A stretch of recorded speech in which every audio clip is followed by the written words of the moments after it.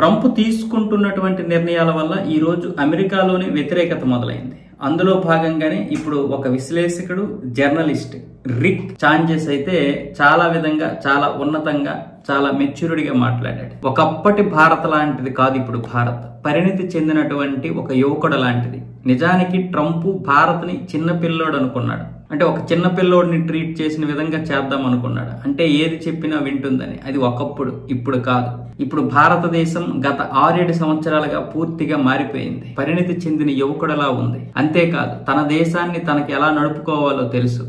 ఎవరూ చెప్పాల్సిన అవసరం లేదు. భారత్కు కావలసినటువంటి అవసరమైనటువంటి ముడి చమురు లేదా ఇంకేదైనా సరే ఎక్కడ కొనాలో, ఎందుకు కొనాలో, ఎప్పుడు కొనాలో వేరే వాళ్ళు చెప్పితే వినాల్సిన అవసరం ఇప్పుడు భారత్కు లేదు అంటూ ఇప్పుడు ఈ రిక్ చాంజెస్ అయితే గట్టిగానే మాట్లాడాడు. ట్రంప్ కొన్ని మూర్ఖత్వపు ఆలోచనలు అవన్నీ కూడా నిజానికి ఇవన్నీ దీర్ఘకాలికంగా అమెరికాకి చెడు తీసుకొస్తాయి. ఇప్పటికిప్పుడు అమెరికాకి లాభం ఉంది అనిపించినా సరే భారత్ వల్ల కావచ్చు లేదా ఇతర ప్రపంచ దేశాల వల్ల కావచ్చు అమెరికాకి ఏదో ఒక రోజు ముప్పు అయితే వాటిల్లుతుందని రిక్ చాంజెస్ అయితే తన యొక్క విశ్లేషణ అయితే చెప్పాడు. ఇదే విషయాన్ని ఇంతకుముందు అనేక విశ్లేషకులు కూడా చెప్పారు, ఆర్థికవేత్తలు కూడా ఇదే విషయాన్ని చెప్తూ వచ్చారు. కానీ ట్రంప్ మాత్రం తన నిర్ణయాన్ని మార్చుకోవడం లేదు. ఎందుకంటే అతని హిగో అంత హట్ అయింది.